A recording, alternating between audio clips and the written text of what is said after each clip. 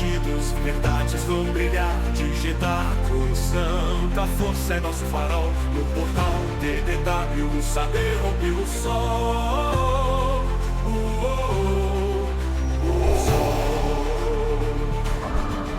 Na trilha dos rios antigos seguimos com paixão, resgatando a história da galáxia em expansão. Com sabres, códigos e voz, nossa missão é lutar contra a névoa do esquecimento, vamos iluminar. E somos todos Jedi da palavra e da razão. Guardamos o cânone, reescrevemos a canção. Portal TDW, rebelde é o teu nome. Na galáxia distante és o farol que consome. De arquivos imperiais, as lendas de Titã, mergulhamos no saber, revelamos a visão. Voando com os caçadores, nas rotas do saber, trazemos o que é esquecido pra quem quer entender. Na alvorada da esperança, nosso grito vai soar no portal TDW. A força vai reinar, que a galáxia nos ouça. Além do que se vê, o legado vive em nós e renasce com você. I got a bad feeling about this. E somos todos Jedi da palavra e da razão. Guardamos o cânone e reescrevemos a canção. Portal TDW, rebelde é o teu nome. Na galáxia distante és o farol que consome. E somos todos Jedi da palavra e da razão. Guardamos o cânone e reescrevemos a canção. Portal TDW, rebelde é o teu nome. Na galáxia distante és o farol que consome. Que consome. És o farol que consome.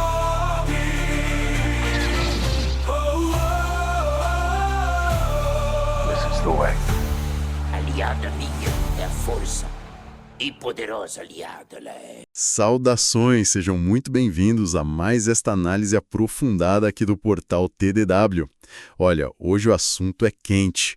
A gente vai mergulhar fundo numa movimentação que está todo mundo de olho lá nos bastidores do entretenimento, a troca de comando que vem por aí, na Disney e na Lucasfilm. O que será que o futuro reserva, hein? Pois é um cenário de muita expectativa, né?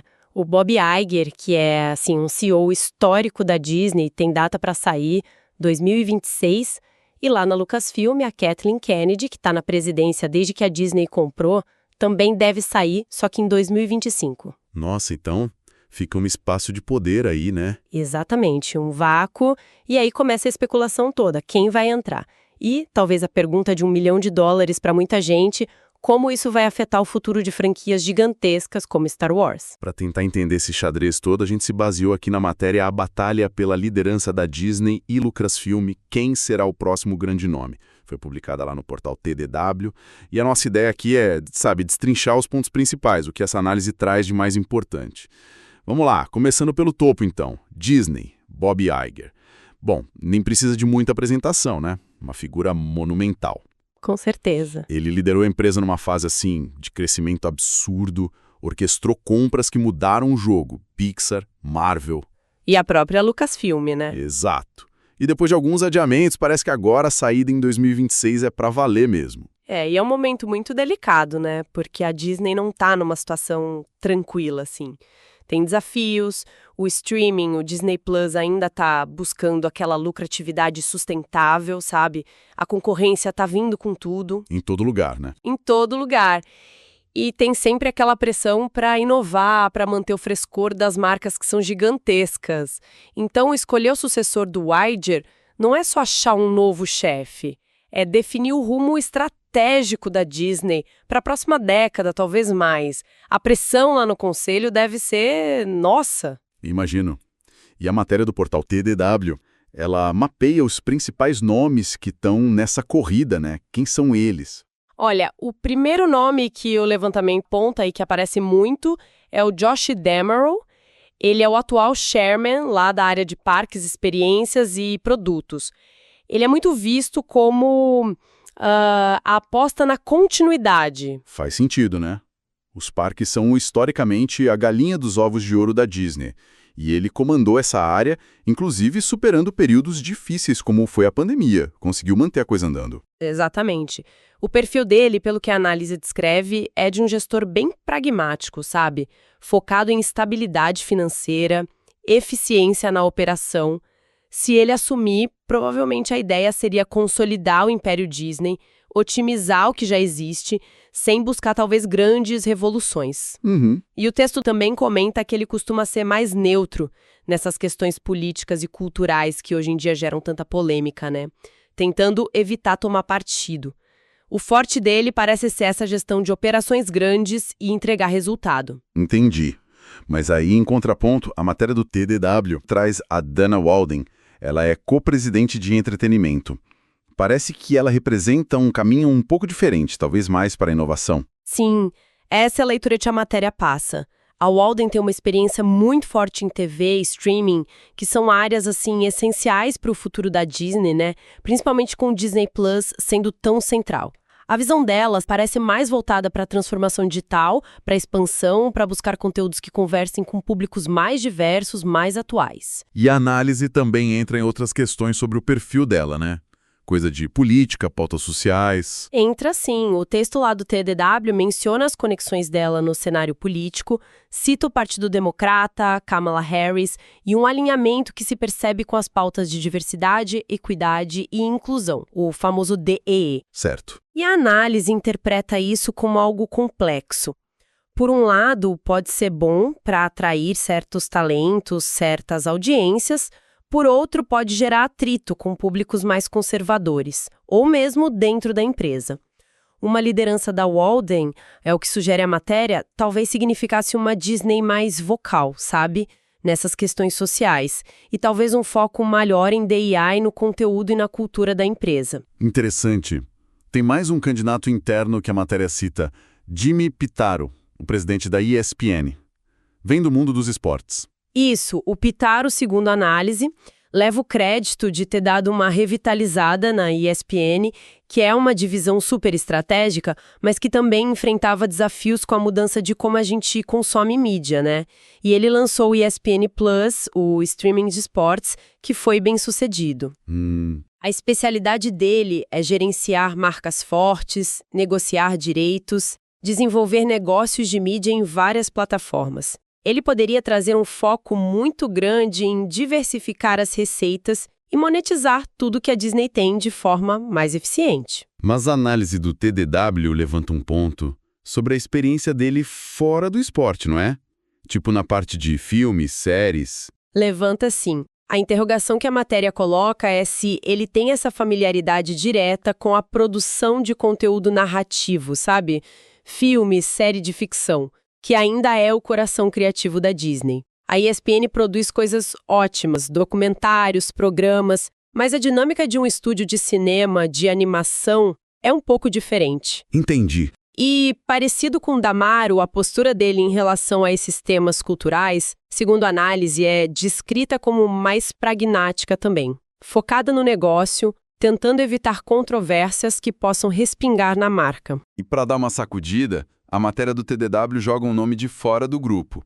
Andrew Wilson, CEO da Electronic Arts, a EA, gigante dos games. Isso quer dizer alguma coisa sobre para onde a Disney está olhando, talvez? Ah, com certeza é um sinalizador importante. Mostra o interesse crescente da Disney nesse universo dos games, que é um mercado bilionário, né? E a EA é líder global nisso e já parceira da Disney, inclusive nos jogos de Star Wars. O Wilson traria uma experiência enorme em tecnologia, em plataforma digital interativa, modelo de negócio de game, marketing global. Nossa, seria uma mudança e tanto. Seria. A liderança dele poderia acelerar muito a integração das franquias da Disney no mundo dos jogos, criar novas formas de engajamento, de receita. Mas e a adaptação? Sair do comando de uma empresa de games para pilotar a Disney inteira, com parque, filme e TV, é um salto, né? Esse é o principal ponto que a análise do TDW pondera. A familiaridade dele com a gestão de estúdio de cinema, com produção de conteúdo narrativo mais tradicional e com a cultura de uma empresa complexa como a Disney seria um ponto de interrogação, exigiria uma adaptação grande. Escolher o Wilson seria, assim, uma aposta bem ousada na tecnologia, na interatividade como centro do futuro da Disney, poderia até mudar o equilíbrio de poder lá dentro. Um ponto que a matéria do portal TDW explora bem, e que a gente já tocou um pouco, é como essa discussão toda sobre política, sobre diversidade, equidade e inclusão, o tal do DEI, influencia essa disputa pelo comando da Disney. Influencia muito, não tem como fugir disso hoje. A Disney, por ser essa plataforma cultural gigantesca, está sempre no centro das atenções sobre representatividade, sabe? Seja nas histórias que conta, seja nas práticas da empresa, o próximo líder vai herdar esse desafio, que é bem complexo, de navegar nessas águas que muitas vezes são bem agitadas. É um equilíbrio difícil, né? Extremamente. A análise sugere que existe essa busca por um equilíbrio, como ser uma empresa que é vista como inclusiva, alinhada com valores sociais atuais, mas sem afastar uma parte do público que pode pensar diferente, especialmente os mais conservadores. É uma corda bamba. E como a análise posiciona cada um desses candidatos nesse tabuleiro? Bom, voltando ao que a gente falou, a leitura que faz é que o Damario e o Pizarro teriam abordagens mais neutras ou pragmáticas. O foco principal deles seria na gestão, no financeiro, tentando talvez minimizar o envolvimento direto da marca Disney nesses debates culturais que dividem tanto. O Damario, por exemplo, pode até implementar ações de inclusão nos parques, mas, segundo a análise, ele se distancia de tomar posições políticas claras. Certo. E o Pizarro, que vem do esporte, onde essas tensões também existem, provavelmente manteria o foco nos resultados, apoiaria a diversidade de uma forma mais corporativa, talvez, não como uma bandeira principal. Já a Dana Walden, como a gente viu, teria uma pegada diferente. Sim, a matéria a descreve como alguém mais convicta, mais vocal na defesa das pautas de diversidade e inclusão, uma visão mais alinhada ao progressismo. Se ela assumir, a análise projeta que provavelmente haveria uma intensificação dessas políticas e da visibilidade do DI na Disney, tanto no conteúdo quanto na estrutura interna. Pontua que isso seria bem recebido por muitos, mas também poderia aumentar a polarização com outros públicos e até acionistas. E o nome de fora, o Andrew Wilson, como ele entra nessa equação do DEI? Vindo da indústria global de games, a análise lhe sugere que o foco dele em relação ao DI poderia ser um pouco diferente. Talvez mais voltado para a representatividade nos jogos, no alcance de mercados globais diversos e menos centrado nas dinâmicas culturais específicas de Hollywood, entende? A perspectiva dele poderia ser mais tecnológica, mais de mercado. Entendi. E aqui é super importante a gente reforçar, né? Estamos apenas relatando e analisando as perspectivas e os cenários que a matéria do portal desenhou. A gente não está aqui para concordar ou discordar dessas visões políticas ou sociais. O desafio para quem quer que assuma vai ser enorme nesse campo minado. Com certeza. Agora vamos mudar o foco um pouco. Vamos para Lucasfilm. A Kathleen Kennedy assumiu lá em 2012, logo depois da compra pela Disney. A gestão dela teve sim grandes sucessos de bilheteria com Star Wars, isso é inegável. Mas também gerou muita divisão entre os fãs, né? E a saída dela está prevista para 2025. Exatamente. Essa dualidade marca a era Kennedy na Lucasfilm e a análise retrata isso bem. Sucesso financeiro, bilhões na conta, mas ao mesmo tempo uma polarização de crítica e de fãs que a gente raramente viu na história dessa franquia.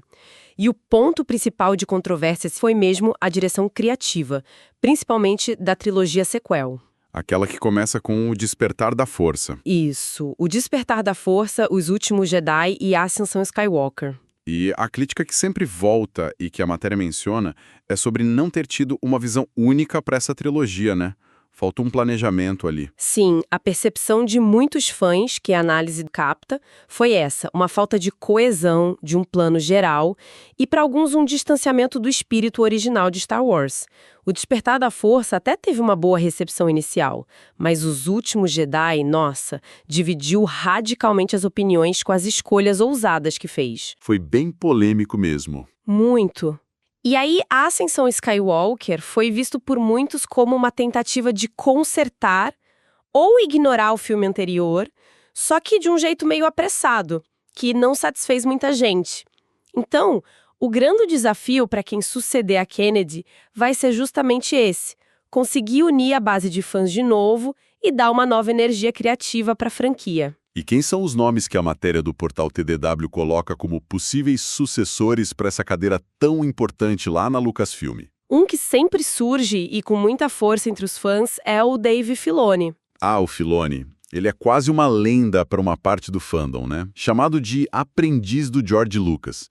O trabalho dele nas animações The Clone Wars, Rebels, é super elogiado por expandir a mitologia de um jeito muito rico, muito consistente. E ele migrou para o live action com sucesso também, né? Migrou, se tornou peça-chave nas produções para o Disney Plus, como The Mandalorian, o livro de Boba Fett, Ahsoka. Para muita gente, ele é o guardião do cânone, a pessoa que entende Star Wars de verdade. Então escolher o Filoni seria tipo uma aposta em preservar o legado, em voltar às raízes? Seria, em grande parte, sim. A análise o coloca como a escolha para quem busca essa volta à tradição, a profundidade da história, a um respeito quase religioso pela mitologia do Lucas. O Filoni já mostrou que sabe conectar as diferentes eras e mídias de Star Wars. A matéria o vê como um candidato forte para trazer de volta a coesão da franquia.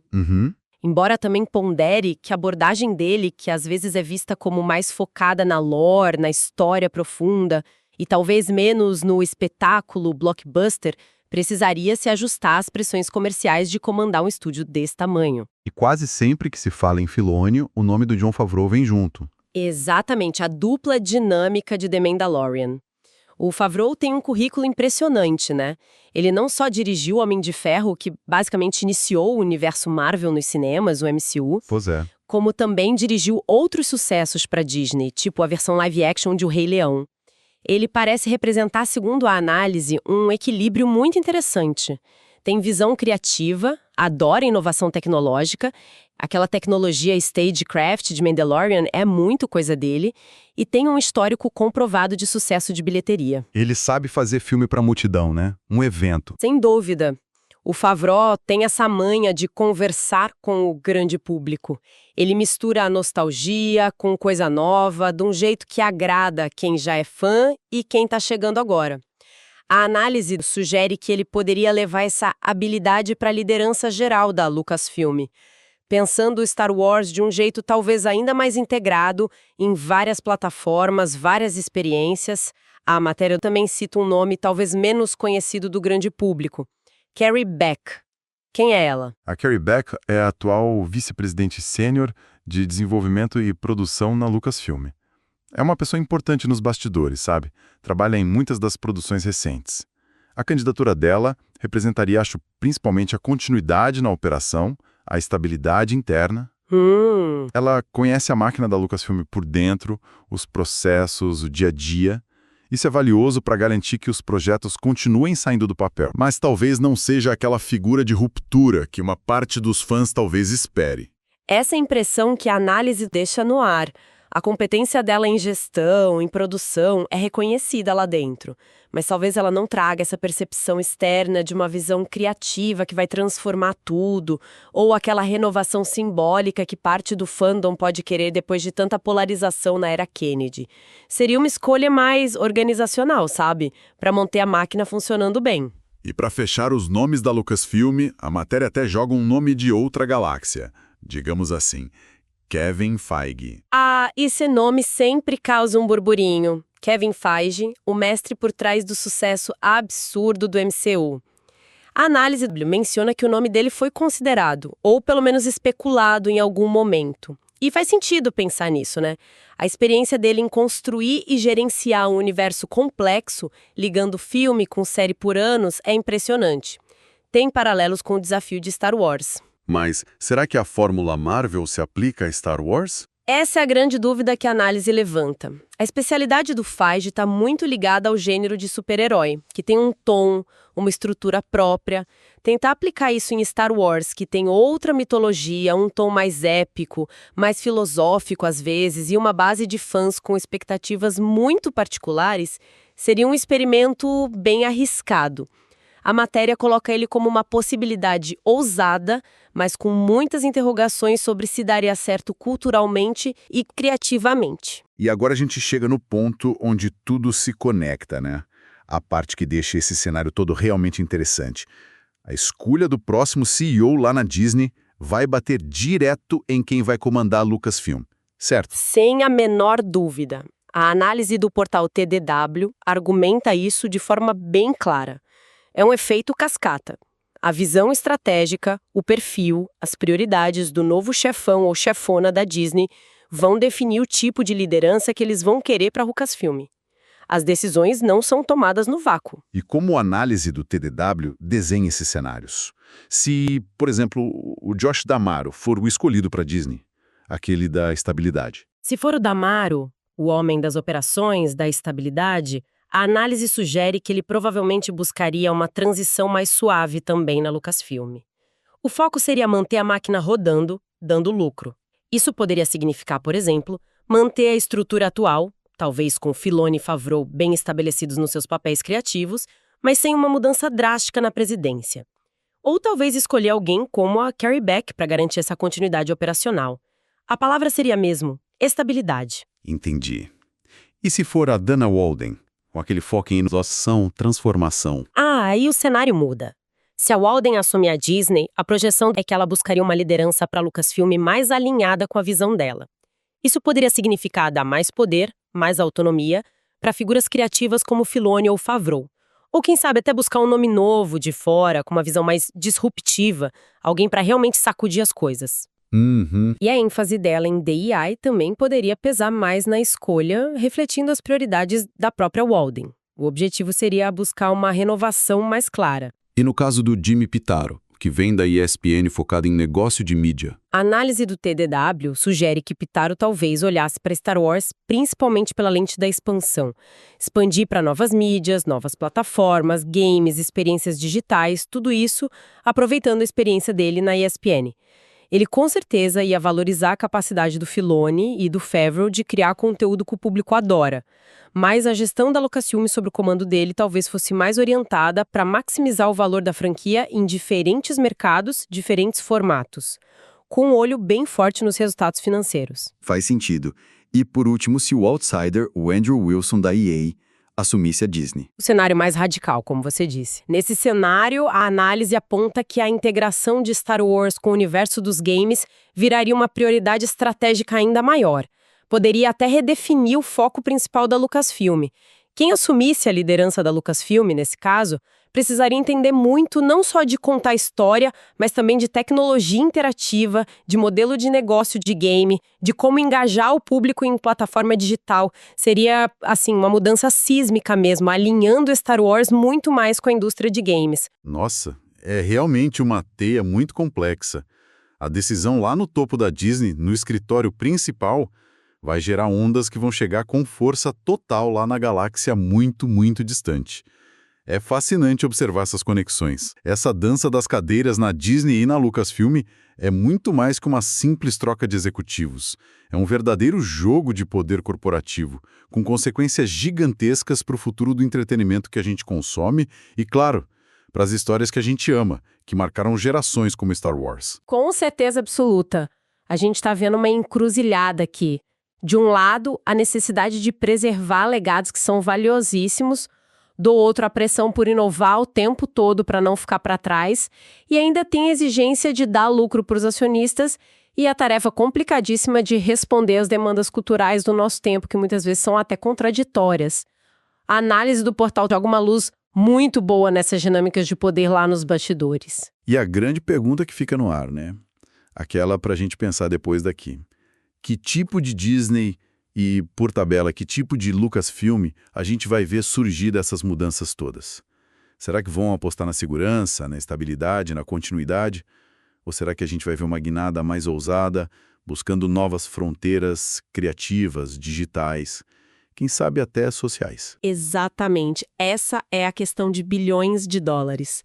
E fica aqui o convite para quem nos acompanhou nessa exploração. Qual é a opinião de vocês? Quem vocês acham que seria a pessoa ideal para comandar a Disney e a Lucasfilm nesse momento tão crucial? E que futuro vocês esperam ou desejam para Star Wars com uma nova liderança? Queremos muito saber as ideias. A gente convida todo mundo a dar uma olhada na matéria original completa, a batalha pela liderança da Disney e Lucasfilm. Quem será o próximo grande nome? Lá no portal TDW. Lá tem todos os detalhes, as nuances que a gente discutiu aqui e, claro, a conversa não precisa parar por aqui. Continua lá nas nossas redes sociais. Todos os links importantes estão na descrição desta análise. Ah, e não deixem de seguir o portal TDW. Isso aí, muito obrigada pela atenção e pela companhia nessa viagem pelos corredores do poder em Hollywood e além. Valeu, pessoal. Até a próxima.